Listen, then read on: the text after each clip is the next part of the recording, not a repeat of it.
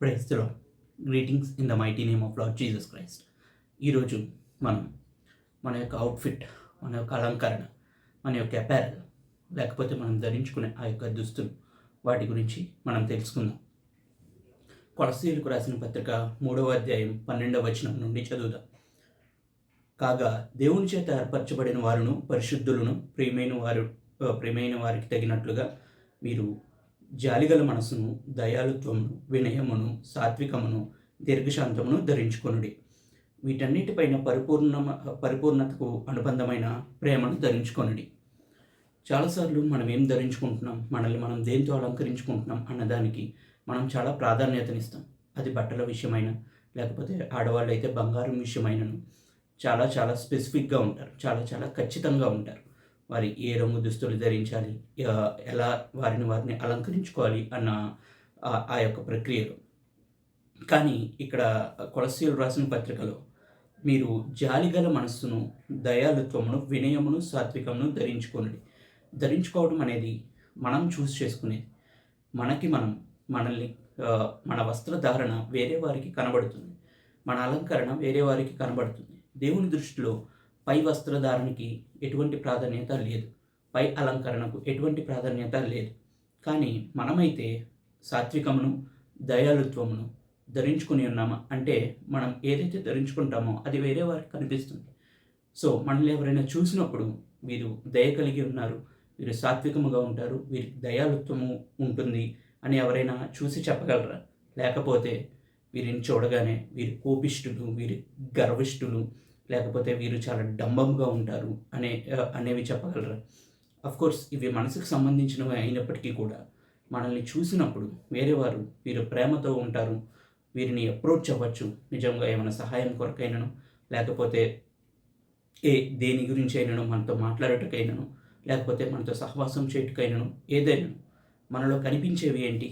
మనలో కనిపించే గుణాలు సాత్వికము, దయాళుత్వము, ప్రేమ కనిపిస్తున్నాయా?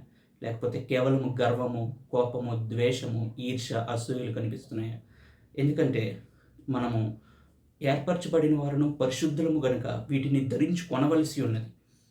మనకి ఇది ఒక చాయిస్ కాదు, it is a mandatory option, it's like a obligation really. దేవుని దృష్టిలో వీటిని మనం ధరించుకొని ఉండాలి. అదేవిధంగా 1వ పేతురుకు రాసిన మొదటి పత్రిక 5వ అధ్యాయం, పేతురు రాసిన మొదటి పత్రిక 5వ అధ్యాయం 5వ వచనం ఇలా వ్రాయబడి ఉన్నది. చిన్నలారా, మీరు పెద్దలకు లోబడి ఉండుడి. మీరందరూ ఎదుటివాని ఎడల దీన మనస్సు అనే వస్త్రము ధరించుకొని మీరు అలంకరించుకొనుడి. దేవుడు అహంకారులను ఎదిరించి దీనులకు కృప అనుగ్రహించును. చాలాసార్లు దీనత్వం గురించి ఎప్పుడైనా బైబిల్లో ప్రస్తావించినప్పుడు దీనత్వం అంటే చాలా వీక్నెస్ అనుకుంటాం. దీనత్వం అంటే మనం తక్కువగా చేసుకోవడం అనుకుంటాం. కాదు, దీనత్వం అంటే మన మనస్సును దేవుని వాక్యమునకు లోబర్చి, మన మనస్సును దేవుని యొక్క ఆ యొక్క మాటలకు, దేవుని యొక్క భయముకు లోబర్చడమే ఆ దీనత్వం.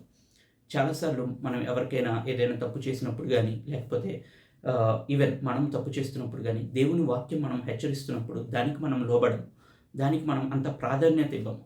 ఏంటి ఇలా చెప్తారు, నేను కోపంగా ఉన్నప్పుడు ఇలా చెప్తారేంటి, నేను ఇంత ద్వేషంగా ఉన్నప్పుడు ఇలా ఉంటుందేంటి అని అనుకుంటాను. కానీ కాదు, దీన మనసు ధరించినప్పుడు, దేవుని వాక్యమునకు లోబడే మనసు మనకు కలిగి ఉన్నప్పుడు, దేవుని యొక్క ఆ భయముకు మొదటి స్థానం మనం ఇచ్చినప్పుడు అది దీన మనస్సు అనబడుతుంది. మనకి దేవుని చెప్పిన ప్రకారం మీరు ఇతరులను క్షమించుడి అని చెప్పినప్పుడు, ఇతరులను ప్రేమించుడి అని చెప్పినప్పుడు, అది నిజంగా మనం కోపంలో ఉన్నప్పుడు మనకి ఎవరైనా చెప్తే అది మనం దాన్ని చాలా చులకనగా చూస్తాం, దాన్ని చాలా చిన్నతనంగా చూస్తాం. కానీ దేవుని వాక్యము ఎప్పుడు చాలా శక్తి గలది, చాలా బలము గలది. ఎప్పుడైతే మనం దానికి ఆ వాక్యమునకు లోబర్చి దీన మనస్సు కలిగి ఉంటామో, దేవుడు అక్కడ తర్వాత రాసింది, దేవుడు దీనులకు కృప అనుగ్రహిస్తాడు, దేవుడు దీనులకు శక్తిని అనుగ్రహిస్తాడు. అండ్ అహంకారులు అంటే ఆ వాక్యమునకు లోబడిన వారికి దేవుడు ఎప్పుడు విరోధంగానే ఉంటాడు, దేవుడు వారికి ఎప్పుడు తీర్పు తీరుస్తూనే ఉంటాడు. కాబట్టి మనం దీనం మనస్సు అనే వస్త్రం కూడా ధరించుకోవాలి. అండ్ చివరిగా గలతీయులకు రాసిన పత్రిక 3వ అధ్యాయం 27వ వచనం చూసినట్లయితే, క్రీస్తులోనికి బాప్తిస్మం పొందిన మీరందరూ క్రీస్తుని ధరించుకొని ఉన్నారు. ఇది చాలా శక్తిగల మాట. మనం క్రీస్తులోనికి బాప్తిస్మం పొందితే మనం క్రీస్తుని ధరించుకొని ఉన్నాం. అంటే సర్వశక్తి గల దేవుడు, ఆయనకు అసాధ్యమైనది అయినది ఏదీ లేదు. భూమి ఆకాశంలో ఆయన కొరకే సృజింపబడినవి, భూమి ఆకాశములు ఆయన ద్వారానే సృజింపబడినవి. మనం ఆయనను ధరించుకొని ఉంటాం, ధరించుకొని ఉండాలి క్రీస్తులోని బాప్తిస్మం పొందినప్పుడు. అంటే క్రీస్తుకు కలిగిన ఆ యొక్క కుష్ఠరోగులను కూడా పట్టుకోగల ఆ యొక్క సేవా గుణం, మృదువైన గుణం, నిజంగా తగ్గింపు గుణం, అవన్నీ మనలో కనపడాలి. వేరే వారికి అవి చూసినప్పుడు అవును క్రీస్తు పోలికగా వీరు ఎంతో తగ్గించుకుని ఉంటారు, వీరెంతో సాత్వికంగా ఉంటారు, వీరెంతో హృదయ శుద్ధి కలిగి ఉంటారు, వారి ప్రవర్తనలో ఎంతో పరిశుద్ధత ఉంటుంది, వారి ప్రవర్తనలో ఎంతో నిజాయితీ ఉంటుంది అనేది వేరే వారికి కనపడే విధంగా ఉండాలి. రెండవది, క్రీస్తు యేసు కనపరిచిన శక్తి కూడా మనం కనపరచగలగాలి. యేసుక్రీస్తు ప్రభువారు లాజరును లేపినప్పుడు, లేకపోతే సముద్రమును నిమ్మలపరిచినప్పుడు ఆ శక్తి ఏదైతే వినియోగపరిచారో మనం కూడా ఆ శక్తిని వినియోగపరిచే విధంగా ఉండాలి.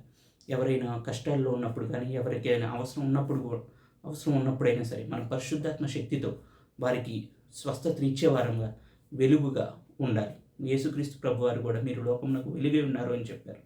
ఏది మీకు ఎంత మాత్రము హాని చేయదు, ఉచితంగా మీరు పొందారు కాబట్టి ఉచితంగా ఇవ్వుడి అని చెప్పారు. మనం ఆ యొక్క శక్తిని కూడా కనపరిచే విధంగా ఉండాలి. మనలో ఆ వినయము, సాత్వికము ఎలా కనపడాలో దేవుని యొక్క శక్తి, దేవుని యొక్క ప్రభావం కూడా మన ప్రవర్తనలోనూ మన మాటల్లోనూ కనపడాలి. మనం దేన్నైతే ధరించుకుంటామో అది మనల్ని ధరిస్తుంది. యోబు గ్రంథంలో చెప్పారు, నేను నీతిని ధరించి ఉన్నాను, అప్పుడు నీతి నన్ను ధరించి ఉన్నది అని. సో కాబట్టి మన వస్త్రధారణ కంటే కూడా మనం ఏది ధరించుకుంటున్నాం, పై వస్త్రధారణ, పై అలంకరణ కంటే కూడా మనం ఆంతరంగిక ఆత్మీయ ఆ వస్త్రధారణ వేరే వారికి చూసినప్పుడు మనం యేసు క్రీస్తుని ధరించుకుని ఉన్నలాగున, లేకపోతే ఆ యొక్క దీన మనస్సు అనే వస్త్రం ధరించుకుని ఉన్నట్టుగా, లేకపోతే ప్రేమ అనే వస్త్రం ధరించుకుని ఉన్నట్టుగా మనం కనపడాలి.